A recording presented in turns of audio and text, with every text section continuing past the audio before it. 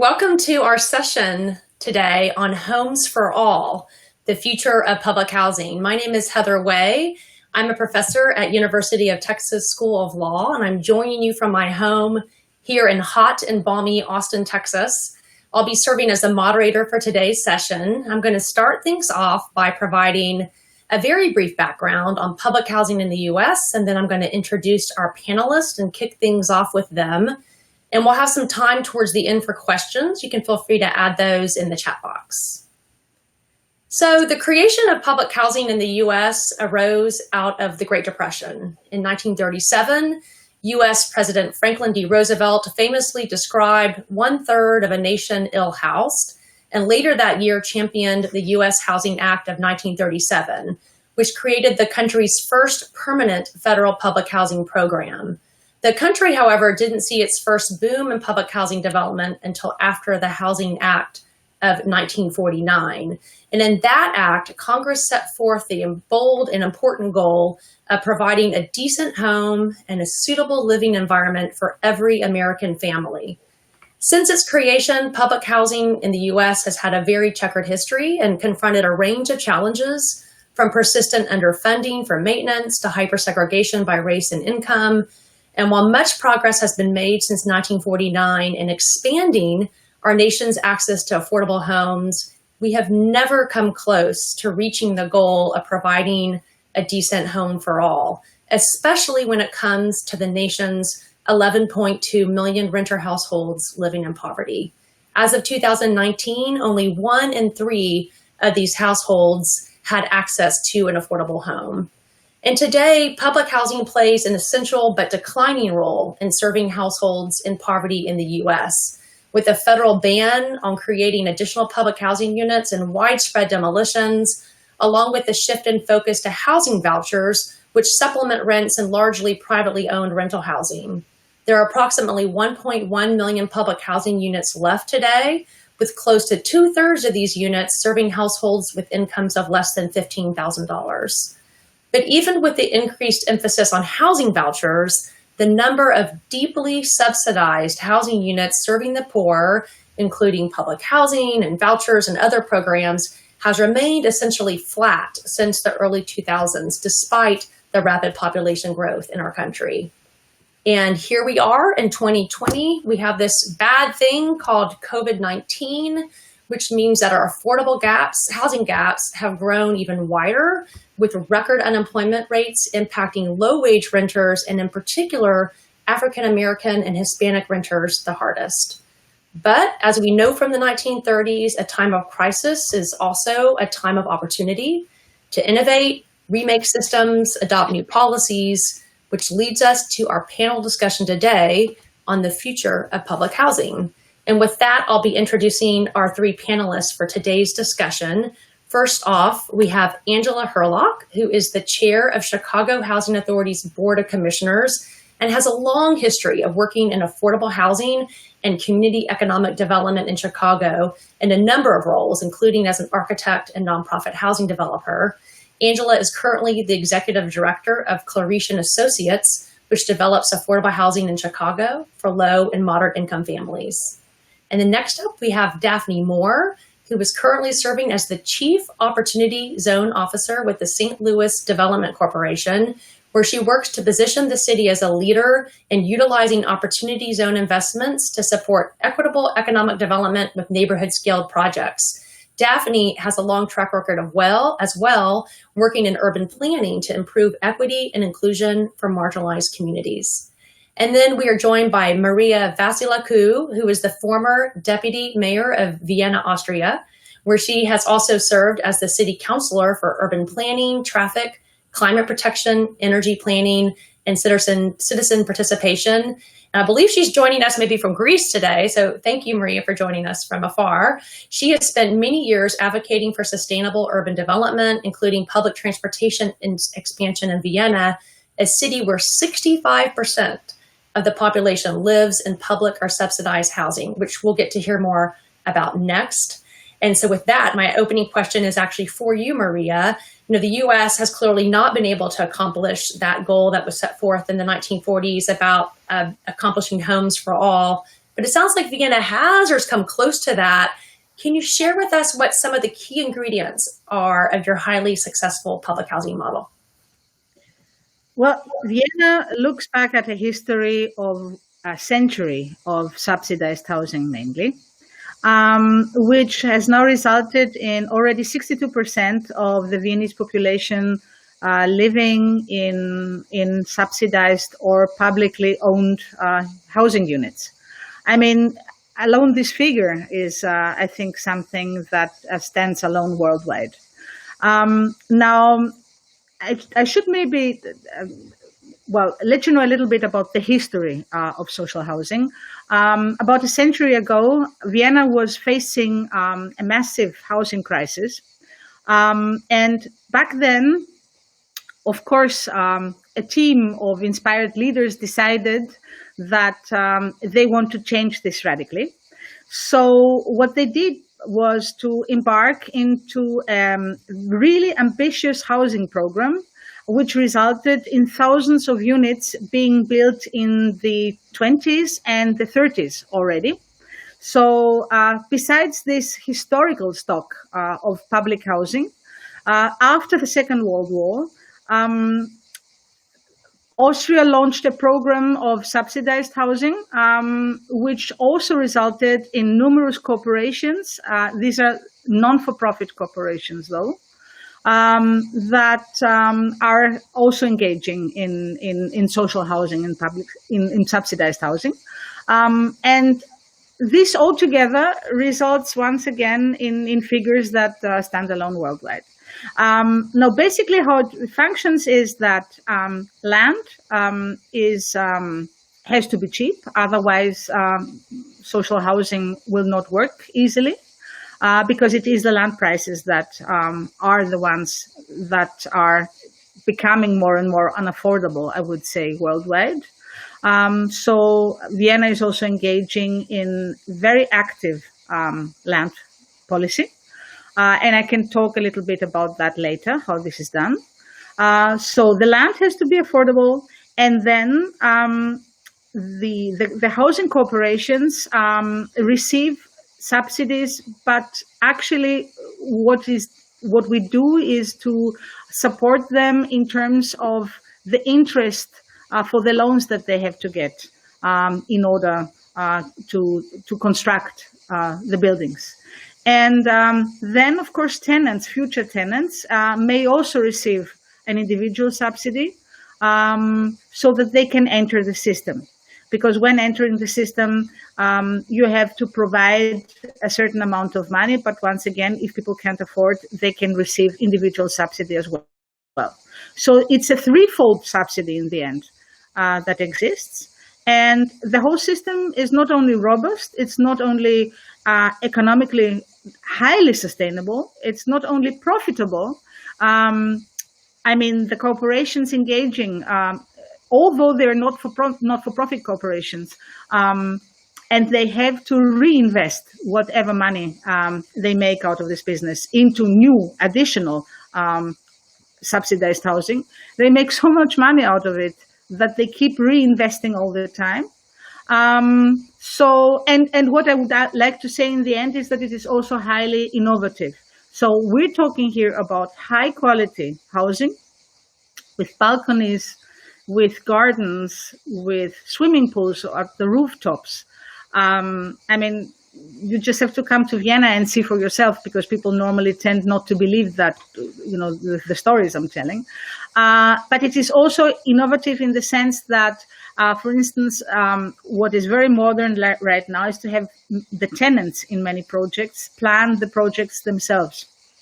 So it is, they also have started engaging in collaborative planning, social housing. And I will leave it at that, and may continue later. Well, Maria, can you just add real quickly what the sort of the funding you'd mentioned in a previous call we had, that there's this, pretty substantial dedicated funding source that really seems like it's been key to the success of public housing, social housing in Vienna. Can you just speak briefly about that, like how much that funds and how that works? Yes. So there is a special tax that every employee in Austria has to pay, but it is, well, considerably low for the individual. It's at about 1%.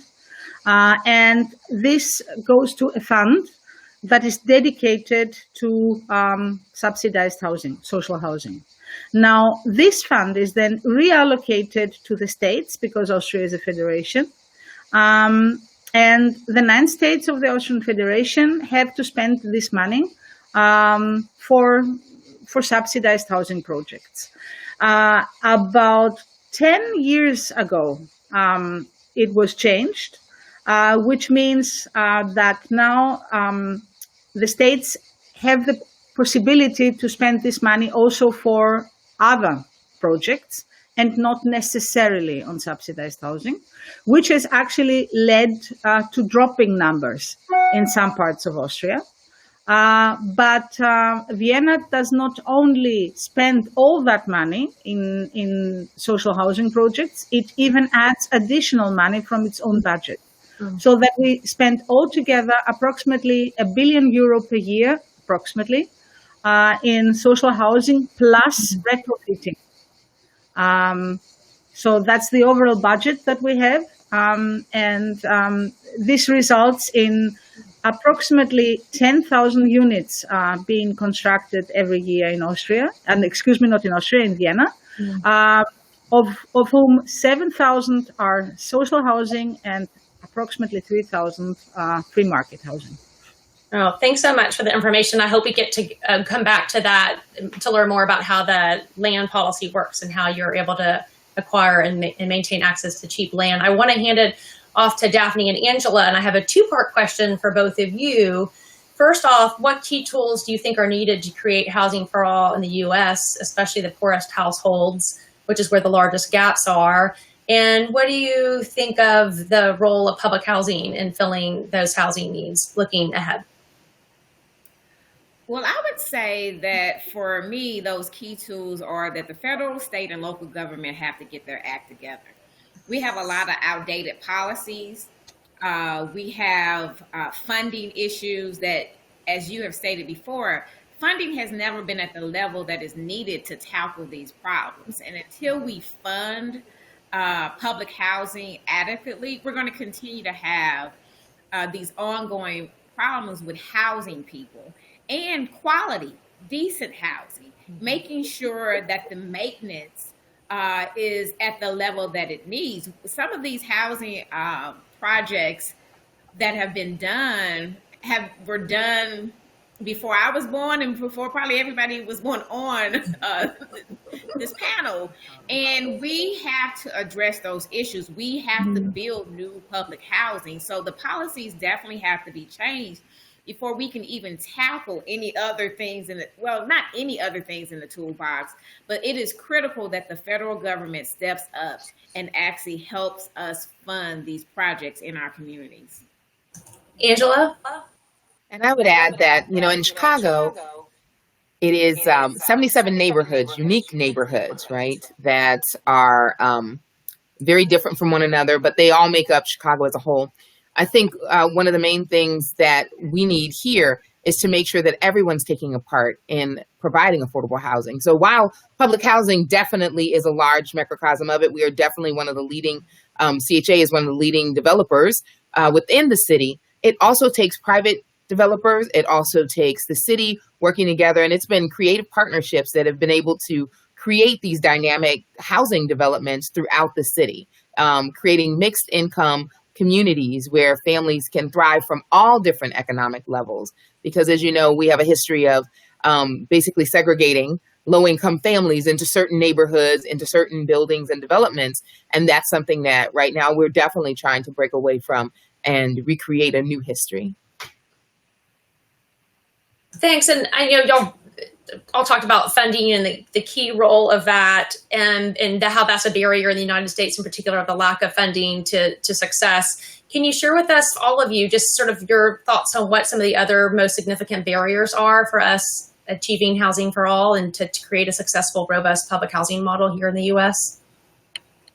I think one of the biggest things is the perception of how we view public housing and who actually lives in public housing. Mhm. I think that there is a number that only poor people live in public housing, which is not true. But we as Americans specifically have to change how we see people, right? When you look at a person and you know they live on this side of the street, then you automatically assume so many different things. You assume they're not educated. You assume that they don't have a job. So I think that we have to start looking in the mirror and seeing people who live in public housing as just people versus second-class citizens, which is what we treat them like many times. And we have to remove some of these discrimination barriers and really start to get developers and banks through the CRA and other incentive programs to really focus on building quality public housing, because that's the key. You can build housing, but it doesn't mean that it's going to be quality and it's going to have the amenities necessary for people to thrive. I think piggybacking off of something that Daphne said, which is very, very key, is how public housing is viewed. Part of that is the people in public housing, but part of that is also what public housing looks like, right? Mm-hmm. And so, you should not be able to go into a neighborhood and point out where folks are under a certain level of area median income live. You should be able to see a contiguous neighborhood that's housing people of all different incomes in almost every building. And so that's when it comes down to these ecosystems that we have to build, where everybody's taking a part in housing folks. And whether it's the public housing where everyone in the building is on subsidy, or it's the private market that is partnering with the public market, where we have subsidized families that are living in with other types of families who aren't subsidized, right? And so all within close proximity to the amenities that families want. They want schools, they want safety, they want parks. Those are places where families are able to thrive. But if public housing is kind of shifted off to the side, doesn't have amenities, isolated, then that's when you see these problems propagate about crime and just disinvestment and those types of things, aging buildings and those types of things. So those are all different areas of how we need to approach making public housing better. And Angela, I know Chicago Housing Authority has had a very heavy emphasis on mixed income housing and creating access to opportunity in terms of where it relocates its public housing. What have been the barriers to the success of that model, and what kind of tools have you been able to adopt to address those barriers? Right. So one of the major barriers is about perception, right? No one wants those people living in the community. And so it really does take concerted effort to make sure that the communities that are being introduced to public housing are aware of what affordable housing even is, because that's a misnomer. What's affordable to you may not be affordable to me, right? And so when we're thinking about affordability, we're thinking about the people who make the city run, right? We're working folks. There's been this misnomer that public housing are people who don't work, who are just, sitting around collecting subsidy, and that could not be farther from the truth. Increasing incomes, being able to help people get jobs, not only in the main system, but then also through every other relationship that we have. I think one thing that CHA has begun to do a really good job at looking at our partners and how they can help within this ecosystem of building incomes of those families that live within our developments, whether it's hiring, whether it's being able to support small businesses of folks that are on Section 3 or those types of things. It's very important to, again, the money that's coming in the neighborhood, not only to build the units for people to live in the units, but how are they getting built? Who are they getting built by? What services, vendors, things are coming in to be able to support those things. And it's important that you think holistically about that. So everyone has a part to play in this, whether it's the local aldermen who welcome in because their thought about public housing will be, propagated throughout the rest of the community. If they welcome it in and they say, no, these are families, these are our same families. These aren't new families. These are families that we've had here that need safe, quality housing, then that's a much different diatribe than, those people that are moving into this community, if that makes sense. Because again, 77 neighborhoods constantly changing. What a neighborhood looks like this decade will be totally different than what a neighborhood looks like next decade. Thanks, Angela. Maria, can you speak to what some of the barriers are in Vienna that you face to the success of your model, and how have you overcome them? Yeah, well, I would like to comment though on also. You see, I agree absolutely that it has to do, of course, with the image of social housing. And I think that there is a story that Vienna can tell to the world, because in our case, I think what the city has done was to say that this is housing for everybody. So in order to enter the system, actually, it is possible that you earn quite some income, and you can still be eligible for applying for this type of housing in Vienna. So it's a middle class subsidy in the end, and it is about providing literally everybody with housing units in high quality that they can afford, and realizing that you cannot just leave it up to the market to set things, because it does not, and because in the end you end up, with people not being able to afford units in the city, and then having to move to the suburbs and drive for an hour with their cars back to their works, right, to where they work, resulting in suburbanization and with all the consequences. So if you want to keep young families within the city, then you have to do two things. First of all, it has to be affordable, and second, it has to be high quality. So once again, it's not something for poor people. It is something for everybody.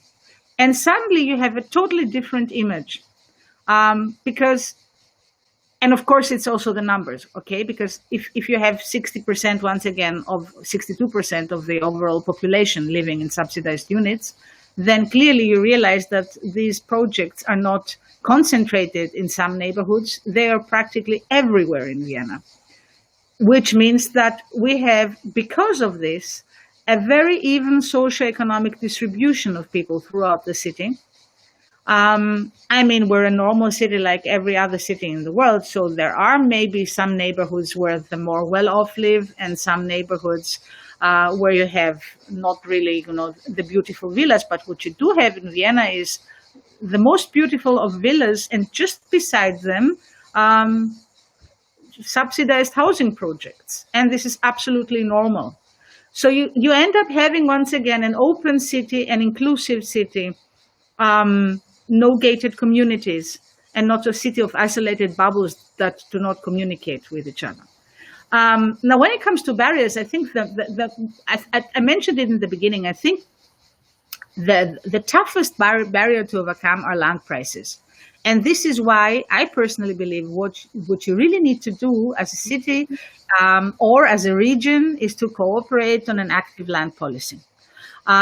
So there may be, for example, areas that are underused or are out of use, like former brownfield areas that are not needed anymore, and that in many cases are barriers at the heart of the city. So it's not about creating just a few projects, a project here and a project there. It's about creating urban quarters, new urban quarters. And it's about creating a business case around this, where part of the land, for instance, is free market land and is sold at a higher price, and part of the land is for subsidized housing and is sold at considerably lower prices. But as soon as you have actually worked your way around the barrier of land prices, it's easy, because construction prices are actually cheap. They're not the problem. And one last issue, I think that it has never been so easy to access financing at such low interests as it is now. So this is why I'm saying it's not the construction prices, it's actually only the land prices. And there are ways, of course, to go about this. Well, I feel like many cities in the U.S. know how to go in and rebuild a brownfield site, for example, but it's so rare that you actually see housing put into those sites that serves poor persons. And, Daphne and Angela, what do you see in your cities, and why is that? What do we do to make progress on that? Is it just the tools are missing? Is it just that the political will isn't there? thoughts and comments on that? I mean, as far as like industrialized land that's coming back online, I mean, Chicago Housing Authority has a lot of land at the moment where our buildings have been previously in very desirable places. So there's not really a need to go out to look at these places that aren't as desirable and possibly need a lot of environmental, TLC, let's put it that way. But just being able to redevelop the land that we have, being able to look at opportunities to bring in amenities again, working with programs like the RAD program has been very successful in its early stages here in Chicago. Being able to bring rental, rehab rental through that has been very successful. And then two, I think another thing that we've begun to look at is how do we begin to move people towards home ownership? And so our Choose to Own program is beginning to thrive, being able to use those same subsidies that folks have used to have rental housing for a long time. And again, being able to put housing with other amenities. So, I mean, we have various different examples of where we have been able to co-locate things, co-locate libraries, co-locate not only libraries, but also childcare centers, being able to attract other local commercial venues like Mariano's, grocery stores and things like that. Because again, families want not only affordable housing, safe housing where they can live, that are beautiful housing, but they want those amenities. They don't want to be isolated somewhere where their kids can't go to school. They can't, go down the street and buy something and those types of things. So, that makes it more difficult, kind of bringing it back around to your original question. Industrialized land that has all kinds of environmental problems are usually not in the city center. They're usually off into the edges of the city. And it's not really where we're desiring to build right now, because we want people to be able to get to jobs and be more towards the city's core than farther kind of, again, shoved out and segregated into areas that haven't been developed just yet. Daphne, what about in St. Louis? What's the experience there when it comes to land? Well, there's a lot of vacant land there. St. Louis does have a lot of vacant land. And I think we've had some successful projects like Arlington Grove. North Sarah, I would consider to be our most successful project, where we've been able to do mixed housing and mixed income housing. There's a small park. There's single family housing being developed around it. They're close to Grand Center, which is our entertainment district. SLU University is right down the street. There's actually grocery stores that are close by. So that's a good example. But one of the hardest things about St. Louis is, one, we have an affordable housing shortage. And we have part of our city that has a tremendous amount of vacant land, which means that if you tear all the housing down, then you have no market. So trying to, build a market to make it affordable to build affordable housing, and to make sure people feel safe, that there are amenities, but also creating an ecosystem that I think we have to create jobs, create entrepreneurship opportunities, bring small business back. We need to create an ecosystem when we're talking about building public housing and affordable housing. And I think that we definitely have to create some design standards. I have a pet peeve about seeing poor people's housing.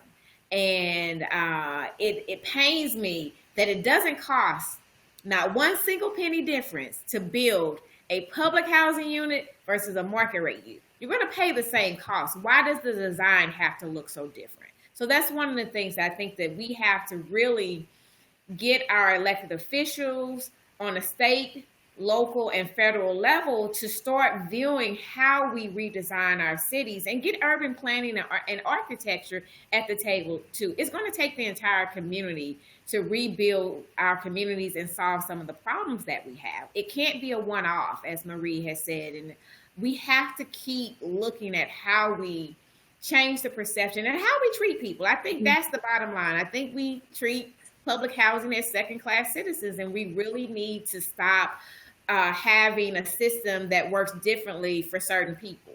It needs to work the same for all of us. What else do we need to do to change perception? Do we need public information campaign? I mean, you've talked about how you're changing perceptions just by creating the good quality models to showcase. What else do we need to do, especially at a national level where we need the political support for additional funding? Leadership. I mean, I think that a lot of our problems start with leadership. If your leaders view public housing as a nuisance, or they view it as something that will hurt their city, then that's a problem in itself. And I also think we need to have a conversation with our communities about what it is and how we rebuild communities. Because last time I checked, public incentives hit every area. It's just not public housing. If a developer is coming in to do a market rate project, they want TIF money, they want tax abatement. So it's no different when it comes to public housing. Angela, thoughts on that? Yeah, I agree 100%. I think that, it's again about perception. It's again about who's at the table, who's benefiting from the table, and making sure that the same entities that are benefiting from the table are also adding to the table by creating opportunities for those families that are going to live in those buildings, whether it's through jobs, whether it's through education, whether it's through straight, subsidies for the units, or again, investing in those things that have to go there with the units, the entities that have to go there. And again, entrepreneurship, creating more job opportunities, building wealth, equity. We hear a lot about racial equity right now, and it's nothing new, right? It is just, we need to do better. And we need to call everyone that's going to be involved in these projects to do better and to do more and to take a more active part in then resolving the issue. I want to follow up on the question I had about the comments that Maria made about land policy, because that really is a key barrier in places like Austin, for example, where land costs are just through the roof. Can you speak a little bit more about, Maria, about what else that Vienna is doing to actually control the land prices? You mentioned it's like brownfield sites, but the sites still, I'm assuming, have a lot of value to them. And how are land, you mentioned earlier on that there's some controls on land prices, or that otherwise you're able to is it through land banking? Can you just speak a little bit more about how that works? Okay. Now there's a threefold strategy to that. For one thing, Vienna has created a fund to buy land that it will then resell at affordable prices to the non-for-profit corporations that engage in subsidized housing.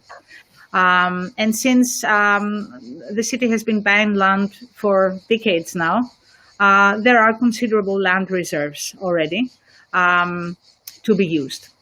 The second pillar is reusing areas that are not needed for these types of uses anymore. Now, it may be former industrial areas, but in most cases in Vienna, it is former railway areas. It is even a former airfield. I would like to return to that because it is quite at the outskirts of Vienna, and I would like to tell the story how we did this. And former military areas, former hospital areas, this is why I say it's never the same in amongst cities, but all cities have this type of non-places that are somewhere, some of the times even relatively central within the city. And you have to rethink of what potential do they have for the city as a whole? How can I use them to develop new urban quarters? And how can I use them also in terms of urban repairment? Which means it's not just about subsidized housing. It's about adding green. It's about removing barriers. It's about creating new connections, and so on and so forth. And the third pillar is what is something that we introduced a couple of months ago, because we found out that prices had started spiraling upwards, and we couldn't control it quite. So we introduced a new piece of legislation that says that if somebody plans to build more than 150 units, then 2/3 have to be subsidized housing. And this is done within, the zoning, the upzoning permission. So you don't get a permission to change uses and to do upzoning if you don't do 2/3 subsidized housing. And if the developer or the consortium that develops can argue that they are investing money in other types of uses or projects that are to the benefit of the general public, let's say they're building a school, they're building kindergartens, they're building a bridge to create a connection, they're investing in public transport, then this can be reduced down to 50% subsidized housing, but never under 50%, which means that always, always, always, as soon as you have a larger project, at least half of it has to be subsidized housing. And this is how it's being done in Vienna, right? Now, I would like to return for a second also to the former airfield that I was speaking about. Yes, this was converted and is still being converted in phases into a new urban quarter for 20,000 people to live and another 20,000 people to work there in the end. And yes, there are issues, of course, with contamination of the soils. So you have to invest some money to decontaminate. In this case, it was not contaminated, but it was vastly covered, right? And it had to be uncovered and they had to be regenerated. And it was a little bit in the outskirts, as I said, of the city. So what we do in such cases is to bring the metro there. And we see to it that the metro is there before the first residents arrive.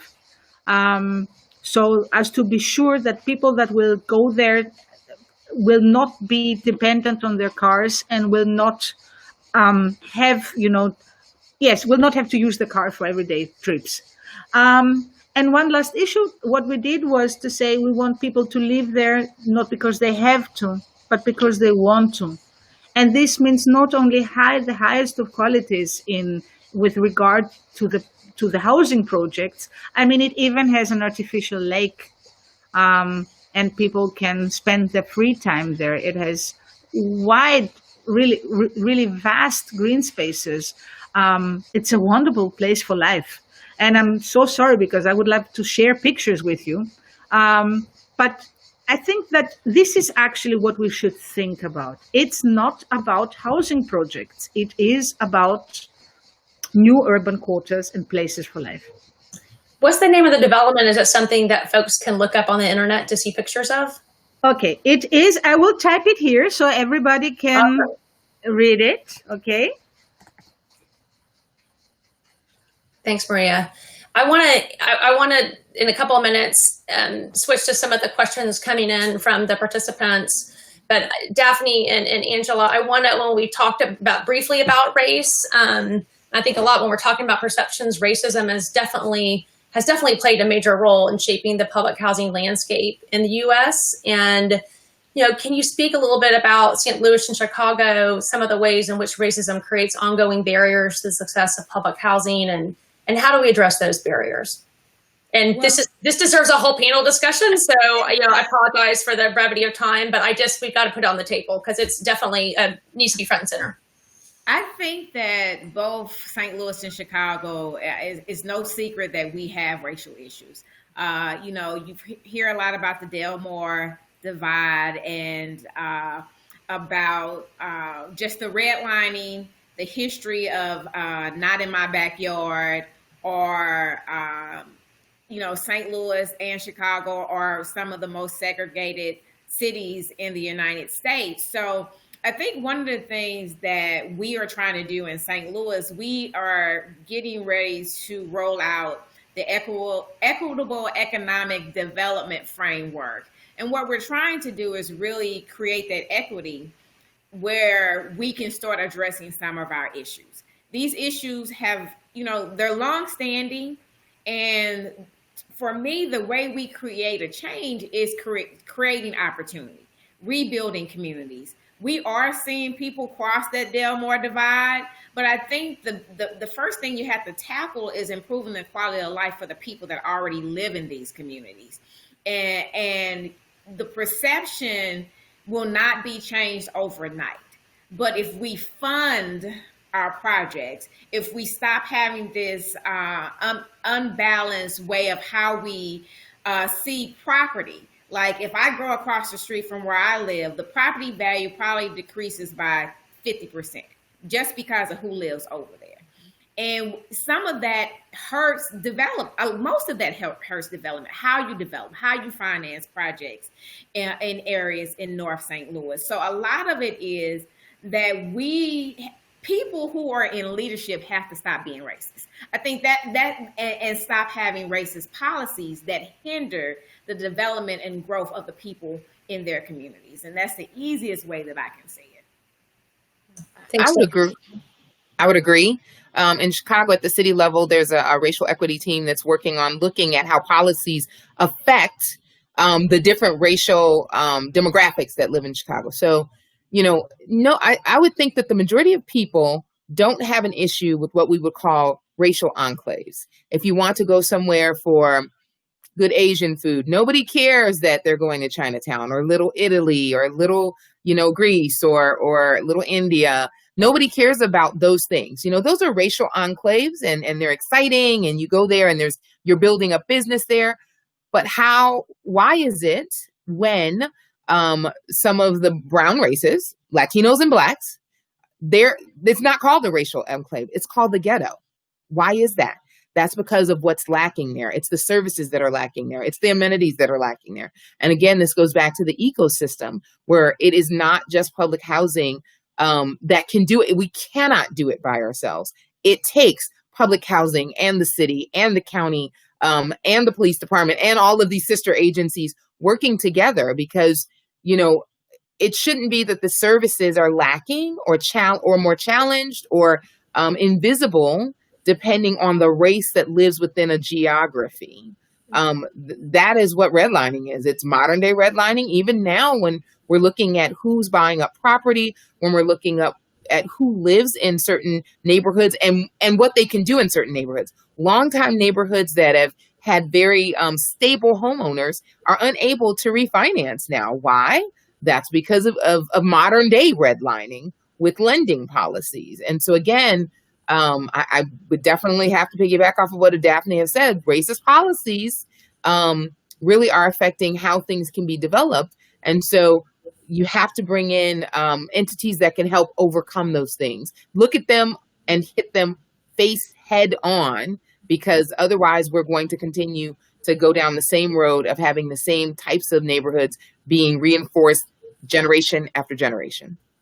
Thanks, Daphne. Thanks, Angela. I'm going to switch over to some of the questions that we have coming in from the participants in this session. Here's one I'm going to pull from. Let's see. There's a whole bunch coming in. Let's see. Here's one about displacement. And could the speaker share specific examples of financing and implementing large-scale retrofits to enhance and preserve public housing we have while not displacing current residents? And I don't know, Maria, also to what extent that's an issue in Vienna, sort of displacement of current residents. You mentioned a lot of the units are built in the 20s and 30s. To what extent are they redeveloped and resulting in displacement? And Daphne and Angela, with public housing and RAD, that's resulted in a lot of displacement. Can y'all speak to that question? When it comes to Vienna, it has happened very, very seldom indeed. This is mostly because public housing is almost never sold. So it remains public housing. There have been some cases, though, that some older buildings have been sold. And what has also happened is that in some cases, subsidized housing objects have been sold, resulting a decade later, not immediately, but something like 10 to 15 years later, pressure on residents and displacement in the end. But there is a lot to be said on that. And I think that all states within the Austrian Federation keep an eye on this. I have to be honest, it seldom happens.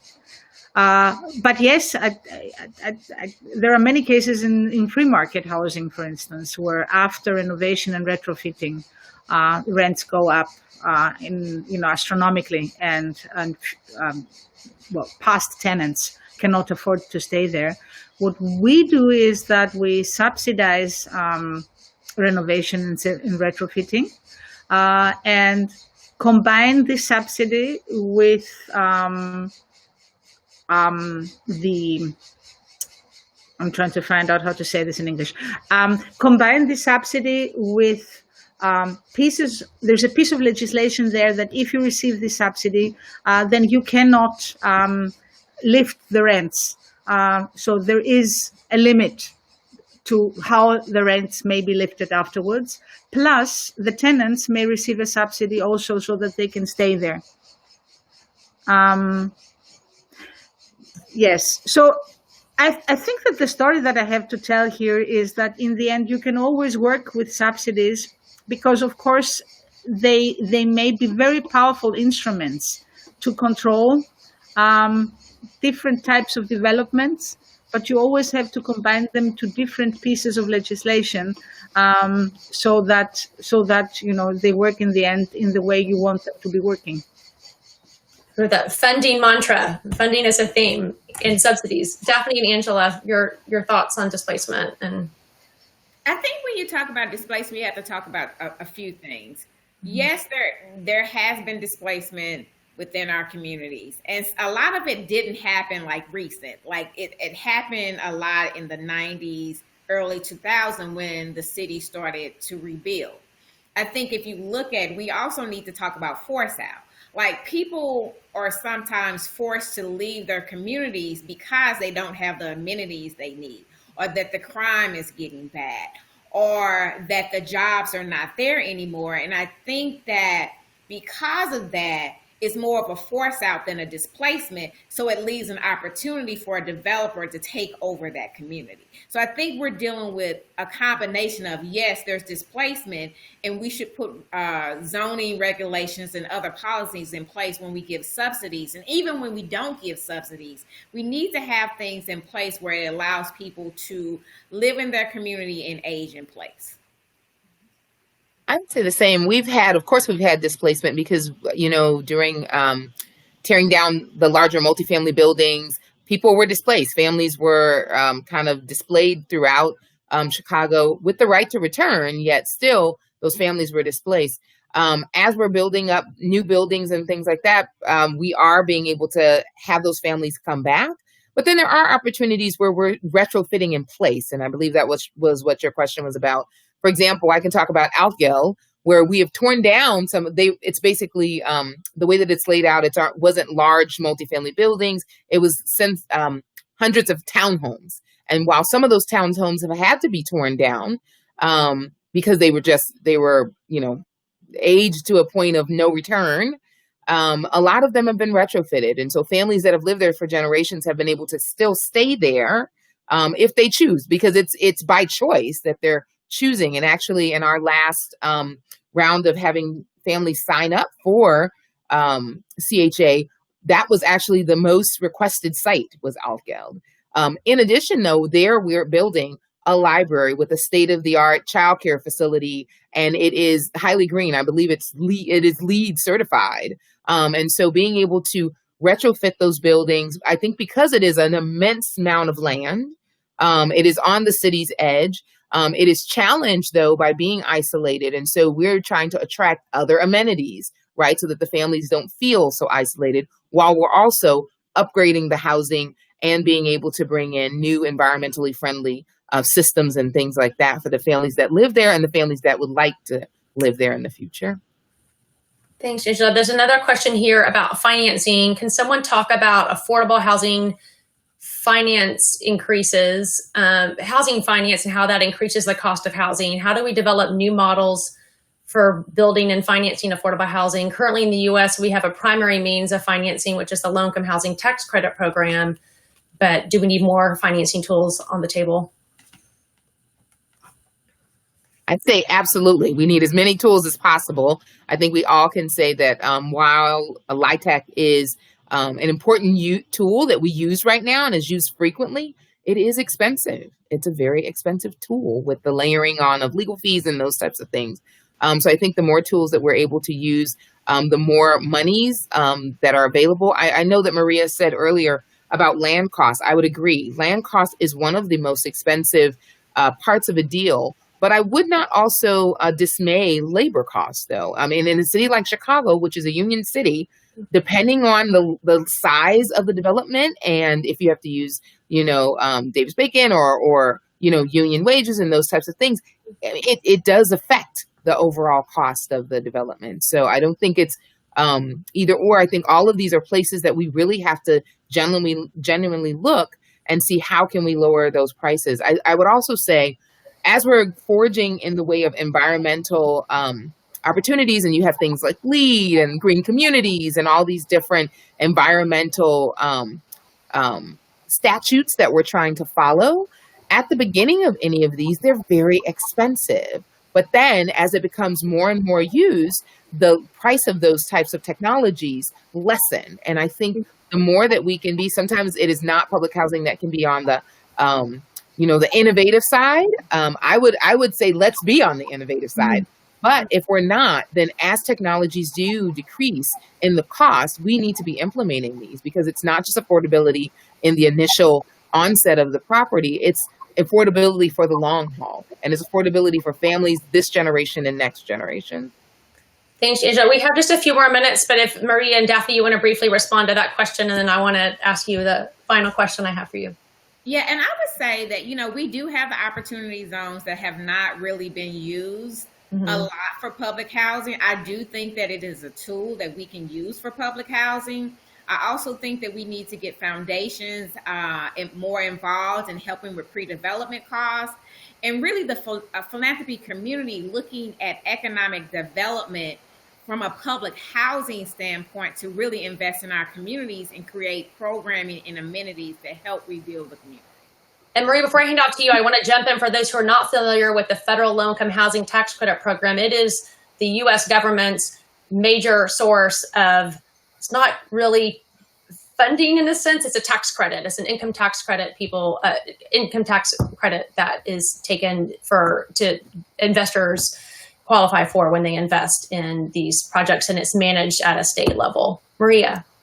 Well, I have to be honest, of course. It's I'm not so much into the U.S. system, so it's not easy for me to say anything on that. But there in Vienna, to financing, can you speak to sort of how have you had to adapt new financing models there? You mentioned interest rates are historically low right now, which is a great opportunity. But anything you can add about the Vienna experience with the financing? Right. I was thinking about just describing very briefly how we do it, and then brilliant guys and girls, as a matter of fact, know how to adapt this to the situation of the US. Now, I think, once again, yes, labor costs as well. But what we do is we introduce very high density. And high density, once again, combined with very high quality, and with realizing that it's not about housing projects alone. It's like creating new city parts altogether. So this helps create business cases much easier, because it's not only about housing, it's also about offices and mixed uses and restaurants and shops and everything that goes together with it. And we build consortia in these cases, which means, that you have cross-financing in a sense between the different categories of uses. So this is one part of it. The second part of it, again, is if you have the land very cheap, very affordable, and then you create high density, you create, of course, values, right? And what we do is we actually subsidize the interest of the loans that have to be taken in order to do construction. Now, we all know that a housing building, has paid off itself within 25 to 30 years. This is actually the whole story in Vienna. 25 to 30 years later, the project has paid off. So everything from then on is actually profit, right? So this is how it works. The city subsidizes the financing, not financing, the interest. And whatever profits the non-for-profit corporations make from the projects, they have to reinvest. They have to reinvest it in new projects, and of course, after some decades, in retrofitting older projects or renovating them. So this is the briefest way that I can describe how the whole system works. I can say, though, that it is a system that works something like a perpetuum mobile, as we say in German, okay? It actually perpetuates itself because the money is reinvested. Yeah. Thank you, Maria. I'm gonna cut you off there just because I'm noticing that it's noon. I want to ask y'all this final wrap-up question that I sent you previously. If you can, in 1 or 2 sentences, describe your vision of what the future of public housing looks like in your city as our wrap-up question. Daphne, you want to start us out? I see it as creating opportunity through jobs and housing to improve the quality of life for our citizens. I would agree on that. And I would add, I see it as when you walk into a community, you can't tell the difference. All of it is the same. The families look the same. The housing looks the same. Maria? Angela has taken away what I was going to say. I see it as something that is there for everybody. And I see it as a means of creating, once again, places for life. And here the picture is being shared right now.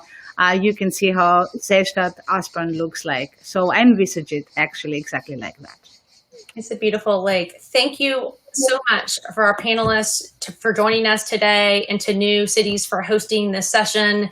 We really appreciate you taking the time to be here today, and wish all of you, our panelists, as well as everyone who's joined this session, all the best. Thank you. Thanks. Bye-bye.